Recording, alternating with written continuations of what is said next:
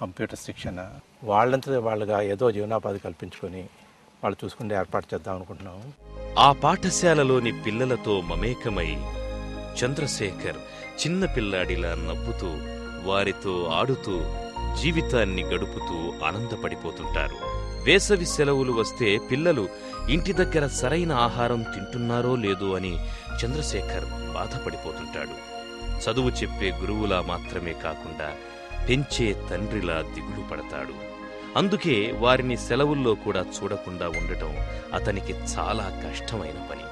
సెలవుల తరువాత బడి ప్రారంభం కాగానే వారి ఆరోగ్యం మీద ప్రత్యేక శ్రద్ధ తీసుకుంటారు.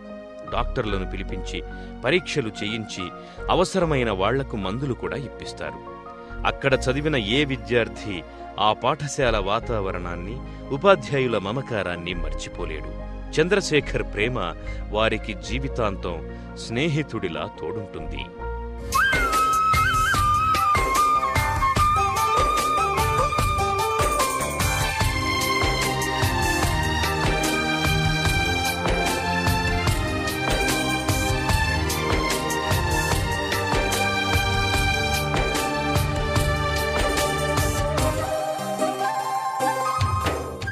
మనిషి జీవితం అంటే ఏమిటి, ఎందుకు మనం జీవిస్తాము, జీవించినప్పుడు మనకి ఏం చెయ్యాలి, ఎలా చేయాలి.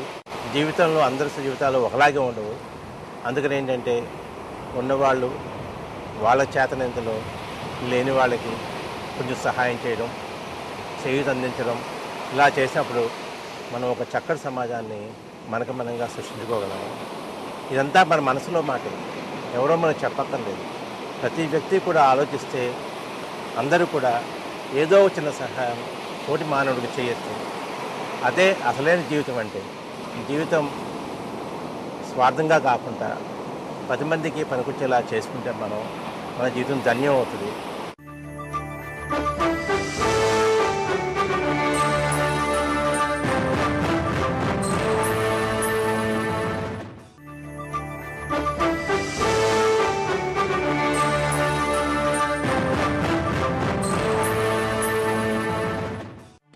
చంద్రశేఖర్ జీవితంలో మరో సన్నివేశం ఎదురయింది.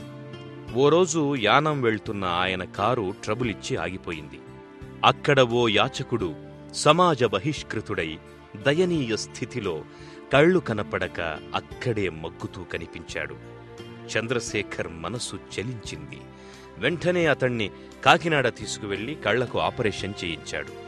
చూపొచ్చిన ఆ యాచకుడు తెలిపిన కృతజ్ఞతే మరో కొత్త ప్రపంచం వైపు అతణ్ణి అడుగులు వేయించింది. ఆ ప్రాంతానికి ప్రతి ఏడాది కెనడా నుంచి డాక్టర్ వాడ్రేవు కామరాజు వచ్చి వైద్య శిబిరాలు ఏర్పాటు చేసేవాడు. చంద్రశేఖర్ అతణ్ణి కలిసి తన ఆలోచనను తెలియజేశాడు. కామరాజు పట్టరానంత సంతోషంతో తన నైతిక మద్దతు తెలియజేశాడు. అలా 1993లో మంజరి సంకురాత్రి మెమోరియల్ ఫౌండేషన్ ఆధ్వర్యంలో శ్రీకిరణ్ పేరిట నేత్ర వైద్యశాల ప్రారంభమయ్యింది. ఒక డాక్టర్ 6 సిబ్బందితో ఆ వైద్యశాల మొదలయ్యింది. నెమ్మదిగా ఆ తీర ప్రాంతంలోని గ్రామీణ ప్రజలు అక్కడికి రాసాగారు. నేడు ఆ వైద్యశాల 6 నేత్ర వైద్యులతో, 45 మంది సాంకేతిక వైద్య సిబ్బందితో, 25 మంది సహాయకులతో అంధులను కంటికి రెప్పలా ఆదుకుంటోంది. అంధుల జీవితాలకు వెలుగునిస్తోంది.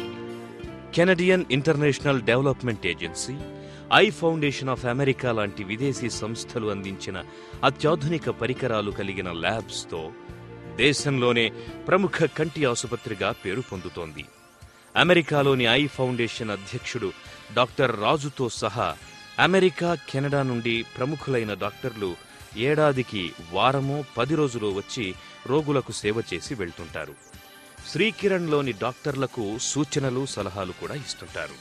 సుమారు 18-19 మంది మిలియన్లు భారతీయులు